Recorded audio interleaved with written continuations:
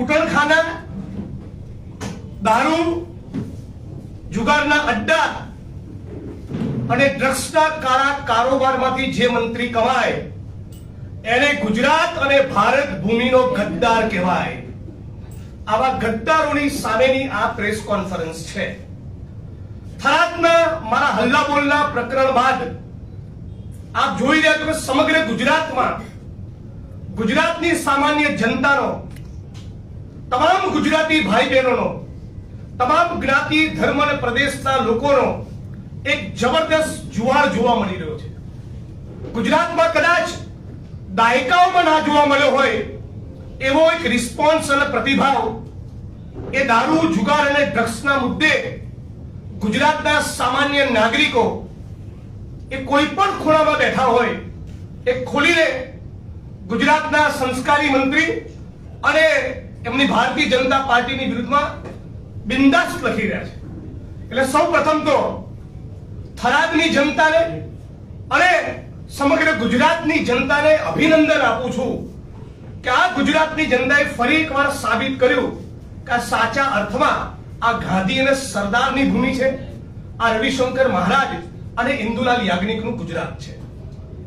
સાથીઓ, બહુ જ દાયકાઓથી આપણે ઘણા સમયથી જોઈ રહ્યા છીએ કે 33 જિલ્લામાં 250 થી વધારે તાલુકામાં જાણે કાનૂન અને બંધારણના ધજિયા ઉડતા હોય એ પ્રમાણે જુગારના અડ્ડા, કુટરખાના, દારૂના અડ્ડા અને હવે તો ડ્રગ્સનો વેપલો ચારે બાજુ ચાલી રહ્યો છે. મને બરાબર યાદ છે કે 2017 ની વિધાનસભાની ચૂંટણી અને 2019 ની પાર્લામેન્ટની ચૂંટણીમાં હું આખા દેશમાં એક્ટિવ હતો ત્યારે પણ ડ્રગ્સના મુદ્દે આટલું બોલવું પડે એટલો ડ્રગ્સનો ફિનોમિના, એટલો ડ્રગ્સનો પ્રશ્ન આપણા ગુજરાતમાં એટલો બધો નહોતો.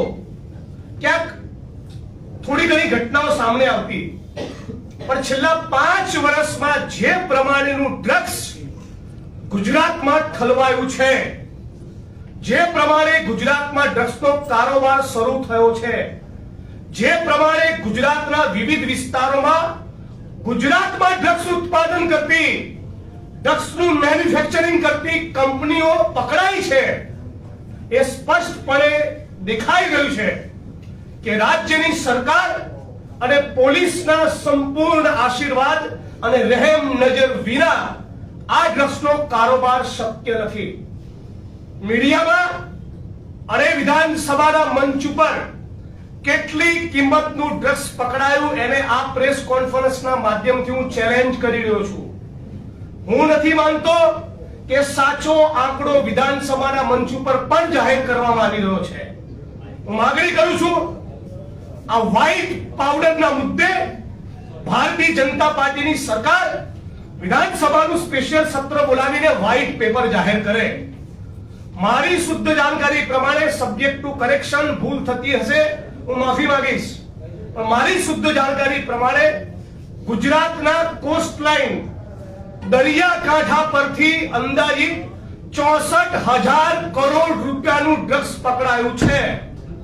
તો આજે એક ગુજરાતી જાણવા માંગે છે, આ ડ્રગ્સ આપણા ગુજરાતમાં મંગાવી કોણ રહ્યું છે, કોના માધ્યમથી આવી રહ્યું છે? આમાં રાજ્યની પોલીસ, ભ્રષ્ટ અધિકારીઓ, ગૃહ વિભાગની શું મિલીભગતને સામેલગીરી છે? આના ડિસ્ટ્રીબ્યુટર અને સપ્લાયર કોણ છે? કોણ છે આના એન્ડ યુઝર? એ શું ચાલી રહ્યું છે આપણા ગુજરાતમાં કે શાળાઓની બહાર, કોલેજીસની બહાર, હોસ્ટેલોની અંદર, યુનિવર્સિટીની બહાર છડે ચોક ડ્રગ્સ મળી રહ્યું છે. ગાંધી અને સરદારના ગુજરાતમાં આવો દિવસ ભૂતકાળમાં, ઇતિહાસમાં આપણે કદી નથી જોયો. આ ગુજરાતના ગૌરવ અને ગુજરાતની અસ્મિતાને ખંડિત કરવામાં આવી રહી છે. આપણા ગુજરાતના લલાટ ઉપર કલંકની કાળી પીળી ભારતીય જનતા પાર્ટી લગાડી રહી છે. હું સવાલ પૂછી રહ્યો છું, કોણ છે ગુજરાતનો બદમાશ મંત્રી જે ગુજરાતની વર્તમાન યુવા પેઢીની ધમની અને શીરામાં એ ડ્રગ્સ ઘુસેડી રહ્યો છે? એ માણસને કોંગ્રેસ પાર્ટી અને ગુજરાતી તરીકે કોઈ પણ સંજોગોમાં અમે છોડવાના નથી.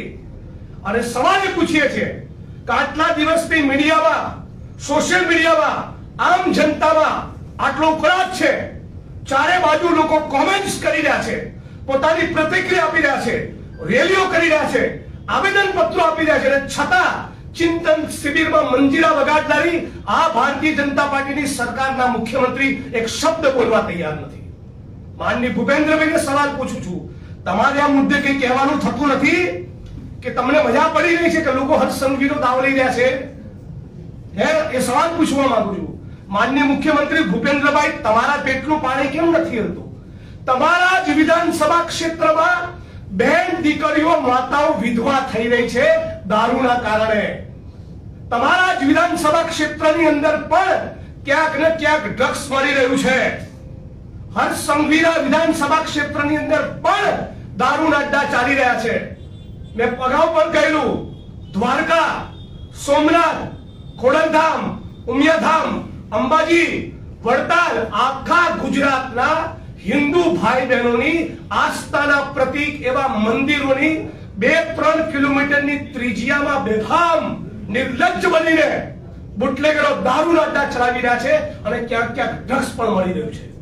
શું કહેવાનું થઈ છે ગુજરાતની સરકારને? ગુજરાતની 6.5 કરોડ જનતા વતી એક જ ડિમાન્ડ છે. ગુજરાતના ગૃહમંત્રી મિસ્ટર હર્ષ સંઘવીનું રાજીનામું જોઈએ, નથિંગ લેસ ધેન ધેટ. એનાથી ઓછું કઈ નહીં ખબર. આ 8 ચોપડી પાસ ગૃહમંત્રીને સત્તાના કોઈ સ્થાન ઉપર રહેવાનો અધિકાર નથી. ગુજરાતના 33 જિલ્લા, 250 તાલુકામાં છડેચોક દારૂ આવતું હોય, અને સ્ટેટ મોનિટરિંગ સેલને પણ કહેવા માંગુ છું, તમારામાં બી પાણી હોય તો શું ખાલી કોન્સ્ટેબલોની વિકેટ પાડો છો? તમારી બધી હોશિયારી ખાલી કોન્સ્ટેબલ આગળ નીકળે છે, હેડ કોન્સ્ટેબલને સસ્પેન્ડ કરો છો, એક્શન લો છો તો બહુમાં બહુ પીએસઆઈ ને પીઆઈ ની સામે. થરાદમાંથી, સાબરકાંઠામાંથી, બનાસકાંઠામાંથી, ભરૂચમાંથી નીકળેલો જે દારૂ, બનાસકાંઠા થરાદમાંથી નીકળેલો દારૂ જે પાટણ, મહેસાણા અને ગાંધીનગર થઈને અમદાવાદ, ખેડા અને બાલાસિનોર સુધી જાય છે, એના રસ્તામાં આવતા એલસીબી ના પોલીસ ઇન્સ્પેક્ટરો શું કરે છે? તમારું એસએસબી શું કરે છે? તમારું સ્ટેટ આઈબી શું કરે છે? તમારી લોકલ ક્રાઇમ બ્રાન્ચ શું કરે છે? તમારું સેન્ટ્રલ આઈબી શું કરે છે? તમારું ગૃહ વિભાગ શું કરે છે? ત્યારે તમારું સ્ટેટ મોનિટરિંગ સેલ સવાલ કેમ નથી પૂછતું કે આમાં જિલ્લા પોલીસ વડાની શું ભૂમિકા છે? ટાર્ગેટ કરવા હોય જિગ્નેશભાઈને તો નાના પોલીસ કર્મચારીઓના હાથો બનાવો છો. અરે શરમ આવવી જોઈએ તમને. હેડક્વાર્ટરમાં રહેનારા પોલીસના નાના કર્મચારીઓના પરિવારોની કાન ઉપર બંદૂક મૂકી ટ્રાન્સફરની ધમકી આપી જિગ્નેશભાઈની સામે ઉશ્કેરો છો. તમારું તો આનાથી પેટનું પાણી બી નહીં હલે. મિસ્ટર સંઘવી, સમજી લેજો, ગુજરાતી સામે ઉશ્કેરણી કરવાની વાત કરો છો. અને મેં શું કહ્યું હતું થરાદની મીટિંગમાં, જે પણ માણસો ખોટું કરતા હશે, કે ધારાસભ્ય હોય, સંસદ સભ્ય હોય, મંત્રી હોય, બિઝનેસમેન હોય, એડવોકેટ હોય, મીડિયા કર્મી હોય કે પોલીસ વાળો હોય, જે પણ ખોટું કરે એ ભોગવે. જે દારૂ, જુગાર, ડ્રગ્સમાંથી કમાય છે એના પટ્ટા ઉતરે. આ વાક્ય ઉપર આજે પણ હું અડીખમને અકબંધ છું. મારી સામે તમે જેટલા પ્રોટેસ્ટ કરાવશો, સોશિયલ મીડિયાની બધી કોમેન્ટ વાંચી લેજો, આવડી ગાળો તમને પડી રહી છે. મિસ્ટર સંઘવી, તમને નામ જો ગાળો પડી રહી છે. આ છે ગુજરાતની જનતાનો સાચો મૂળ. રાજ્યના પોલીસ વડા, ભારતીય જનતા પાર્ટીના પ્રદેશ પ્રમુખ મિસ્ટર સંઘવી, એમના પ્રવક્તા 4 જણાએ મારું નામ લીધા વગર ઇનડિરેક્ટ કોમેન્ટ કરી, પણ 4 માંથી એક માણસ એવું ના કીધું કે હા આપણા ગુજરાતમાં હવેથી ડ્રગ્સ વેચાવા નહીં દઈએ. એક પણ માણસ એવી ગુજરાતની જનતાને હૈયા ધારણ નહીં આપી કે હવે આ ગુજરાતમાં ડ્રગ્સનો કારોબાર નહીં થાય, હવે ગુજરાતમાં કુટણખાના નહીં ચાલે, હવે ગુજરાતમાં દારૂ, જુગારના અડ્ડા નહીં જોવા મળે, હવે હિન્દુ ધર્મની આસ્થાના પ્રતીક મંદિરોની ફરતે જિગ્નેશભાઈ આવી કોઈ ફરિયાદ નહીં કરવી પડે. અને ચેલેન્જ આપું છું ગુજરાતના ડીજીને, ગુજરાતના હોમ સેક્રેટરીને અને ગુજરાતના મુખ્યમંત્રીને. બીજું બધું તો ઠીક, આદરણીય હર્ષભાઈ સંઘવી અને આદરણીય ભૂપેન્દ્રભાઈ પટેલના વિધાનસભા ક્ષેત્રમાંથી દારૂ, જુગારના અડ્ડા બંધ કરીને બતાવો. જે પત્રકાર મિત્રે વિધાનસભા માનનીય સીએમ સાહેબની ત્યાંથી દારૂના અડ્ડા ડ્રોનના મારફતે એક્સપોઝ કર્યા, તેને એપ્રિશિએટ કરવાનો હોય, એસીપી ડીસીપી સામે કાર્યવાહી કરવાની હોય, એમનો ખુલાસો માંગવાનો હોય, એના બદલે પત્રકારને ટાર્ગેટ કરીને એને જેલમાં નાખવાની વાત કરી, એની પર બીજી એફઆઈઆર કરી. ગુજરાતની 6.5 કરોડ જનતાને કહીએ છીએ, તમે ત્યારે દારૂ, જુગાર, ડ્રગ્સના મુદ્દે સોશિયલ મીડિયામાં ખુલીને બોલો. ટૂંક સમયમાં અમે હેલ્પલાઇન નંબર પણ જાહેર કરવાના છીએ. ગુજરાતના 33 જિલ્લાના જિલ્લા પ્રમુખો કોંગ્રેસ પાર્ટીના તમામ તાલુકા પ્રમુખોના મોબાઈલ નંબર એ તમારા માટે હેલ્પલાઇન નંબર જ છે. તમે કોઈના બાપની ચિંતા કર્યા વગર વિડીયો અપલોડ કરો સોશિયલ મીડિયામાં, મને ટેગ કરો, અમારા પ્રદેશ પ્રમુખ માનનીય અમિતભાઈ ચાવડાને ટેગ કરો, કોંગ્રેસ પાર્ટીને ટેગ કરો. આ મુદ્દે કોઈ કોમ્પ્રોમાઇઝ ચલાવી લેવામાં નહીં આવે. અને ફરી કહું છું, ગુજરાતના કોઈ પણ નાગરિકોને દારૂ, જુગાર, ડ્રગ્સના મુદ્દે એક્સપોઝ કરવા બદલ ટાર્ગેટ કરવામાં આવ્યો તો કોંગ્રેસ પાર્ટી તરીકે બિલકુલ અમે ચલાવી લેવાના નથી. આ પ્રેસ કોન્ફરન્સના માધ્યમથી રાજ્યના મુખ્યમંત્રીને કહું છું કે તમારી પાસે શું નક્કર આયોજન કે બ્લુપ્રિન્ટ છે કે હવે પછી ગુજરાતમાં ડ્રગ્સનો કાળો કારોબાર નહીં થાય અને ગુજરાતની યુવા પેઢીને બચાવી લેવામાં આવશે. ચિંતન શિબિર પૂરી થાય તરત એ બ્લુપ્રિન્ટ, એ તમારો આઈડિયા, એ તમારો જે રોડ મેપ હોય એ તમે ગુજરાતની જનતા સમક્ષ મૂકો.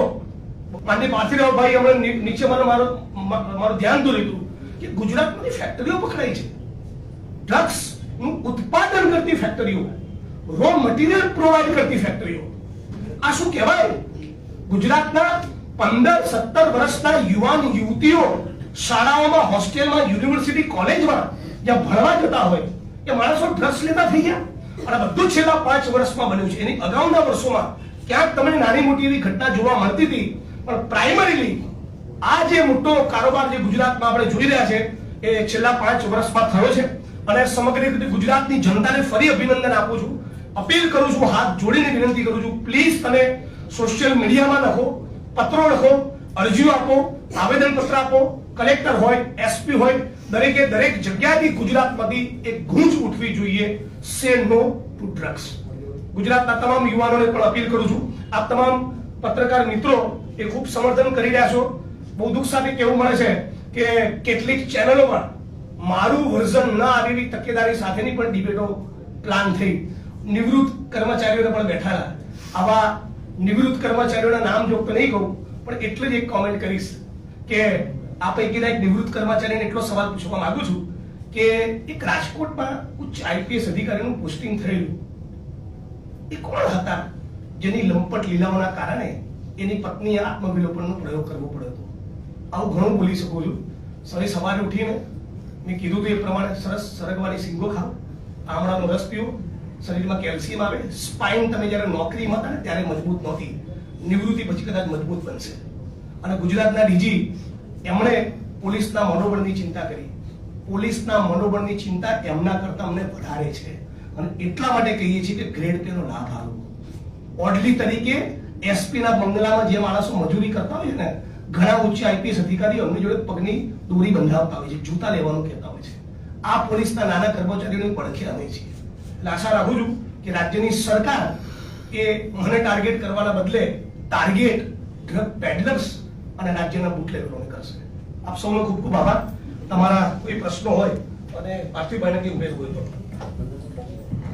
કોઈ મિત્રોના પ્રશ્નો હોય તો. આપણે કહ્યું કે વધારે ડ્રગ્સ પકડાય છે તો મુન્દ્રા પોર્ટ પરથી પકડાય છે તો બિલકુલ અદાણીના મુન્દ્રા પોર્ટ પરથી પણ ડ્રગ્સ પકડાયું છે.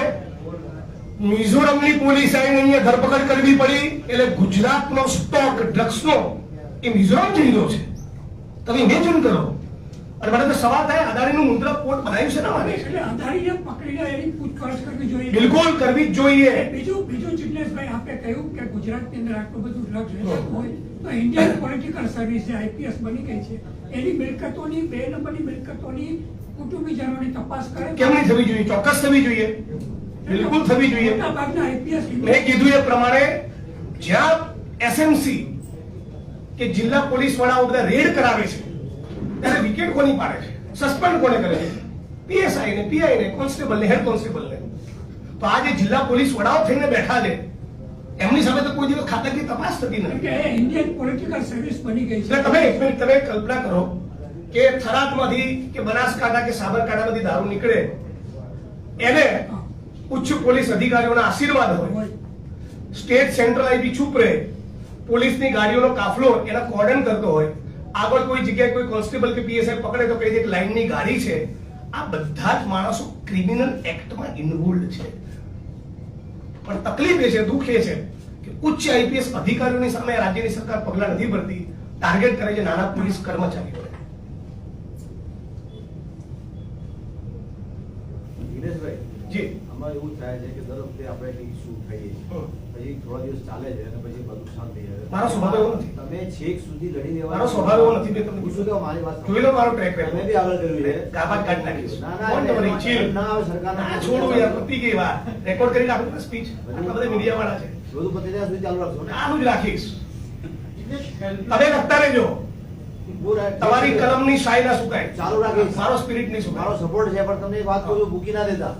એમ કહું છું તમારા કલમની શાહી ના સુકાય. ના, ના ચૂકે. ડોક્યુમેન્ટ. હેલ્પલાઇન વિશે તમે વાત કરી જી. છે, એની જો તમે થોડીક આઉટલાઈન આપી શકો કેવી રીતે એની આઉટલાઈન ટૂંક સમયમાં આપીશું, પણ હાલ પૂરતું સોશિયલ મીડિયામાં મને મોકલો. કોંગ્રેસ પાર્ટીના આગેવાનો કાર્યકર્તાઓને ટેગ કરો, વિડીયો અપલોડ કરો. જિગ્નેશભાઈ, આપે ચિંતન શિબિર- બીજા મિત્રોને પણ સાહેબ એક જ મિનિટ. ચિંતન શિબિરની વાત કરી. 20 વર્ષથી મોદીએ ચાલુ કરેલી ચિંતન શિબિર પછી આટલો ભ્રષ્ટાચાર, આટલો ગેરરીતો વધી છે ગુજરાતમાં, તો ચિંતન શિબિરનું અર્થઘટન શું કે ફળશ્રુતિ શું? કઈ નહીં, કશું જ નહીં. Failure, complete failure, disaster. જિગ્નેશભાઈ, પૂર્વ આઈપીએસ અધિકારી એવું કહ્યું કે પટ્ટા ઉતારવા હોમ મિનિસ્ટર બનવું પડે. જે પણ માણસ ખોટું કરે એના પટ્ટા ઉતરે. કોણ ઉતારે? રાજ્યની સરકાર ઉતારે. અને સોશિયલ મીડિયામાં જિગ્નેશભાઈ એવું કહેવામાં આવે છે કે જિગ્નેશભાઈ આ કાર્ય પબ્લિસિટી લેવા માટે કરે. મને પામે પબ્લિસિટી મળેલી છે. ગુજરાતના સીએમ કરતા દેશમાં વધારે વપરાય છે. એવો પ્રોબ્લેમ નથી આપણને. નહીં એવું કહે છે. આ તો સમયની અનુકૂળતા નથી ને એક ફિલ્મો બી કરું સાઉથમાં.